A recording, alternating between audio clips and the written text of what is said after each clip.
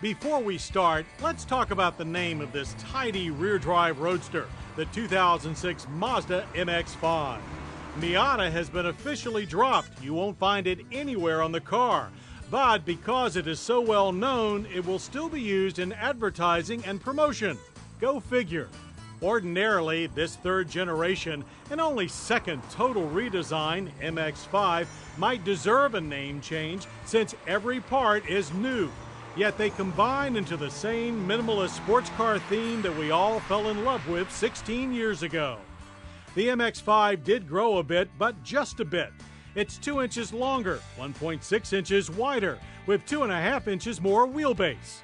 This allowed designers to pin a much more muscular stance with only a small weight gain. That huskier look comes from prominent fenders, which house 16 or 17-inch alloy wheels. The nose wears a rounded grille that recalls the original 1990 Miata, but now HID headlights are an option, and there is a new subtle power bulge in the aluminum hood.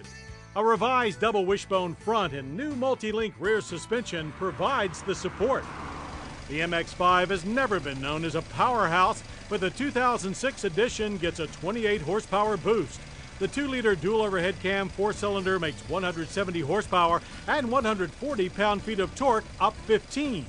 Both 5- and 6-speed manual transmissions remain from 05, but new for 06 is a 6-speed automatic with steering wheel paddle shifters.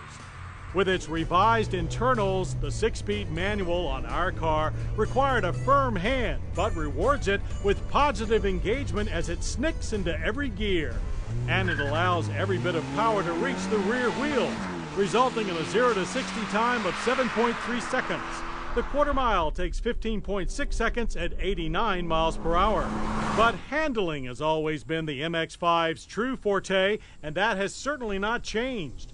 Turn-in is motorcycle quick, with the rack and pinion steering requiring minimal input and allowing easy mid-corner corrections. With or without our Grand Touring model's stiffer sports suspension, the chassis is tight and lively with tons of feel, plenty of grip, and just a touch of mid-corner understeer. Turn off the optional stability control and enjoy smooth tail-end slides. It's only when the front suspension unloads over big mid-corner bumps that it loses some composure. Otherwise, it's every bit the smart handling roller skate as its predecessor. Braking is also upgraded with bigger ABS-equipped discs all around. They stop the MX-5 from 60 in only 116 feet, with a pedal that's a little soft but offers great feedback. You could never call the MX-5 plush, but the new car soaks up bigger bumps and sends less tire and suspension noise to the cabin, which opens up to the sun by way of an improved manual soft top with a single-point latch. And once you flip it down, it locks into place without a bothersome boot. Most of the MX-5's growth went into the cockpit area, where it's noticeably wider with 3.5 inches more shoulder room. Minimal increases in head and leg room, however, mean that it's still tight for those over 6 foot. Side impact airbags are a welcome standard. Now, we don't much care for the wide, glossy trim strip on the instrument panel, but are quite pleased with the otherwise clean, efficient control layout.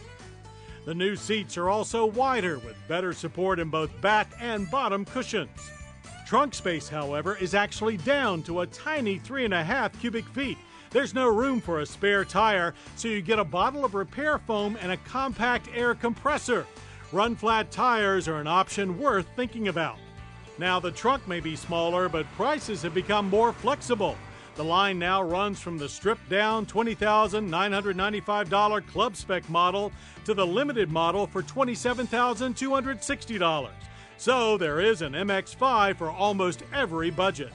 It's been 16 years since the MX-5 started a roadster revival.